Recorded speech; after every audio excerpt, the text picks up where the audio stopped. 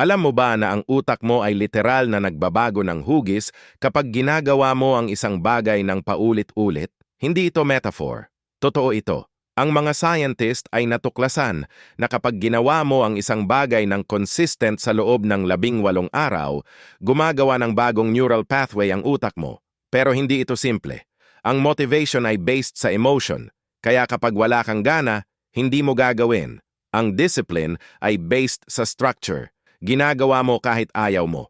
Dito nagiging interesting. Sa unang 7 araw, okay ka pa. Sa ika-2 hanggang ika-15 araw, dito ka mag-quit.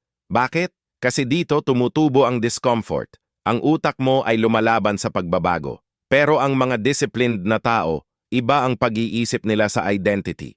Hindi sila naghihintay na maging ready. Ginagawa nila kasi part na ito ng kung sino sila. Kapag natapos mo ang 18 araw, hindi mo na kailangan mag-isip. Automatic na. Ang utak mo ay nag-rewire na para sa bagong ikaw. Kaya tigil na sa pagantay ng motivation. Magsimula ng discipline ngayon.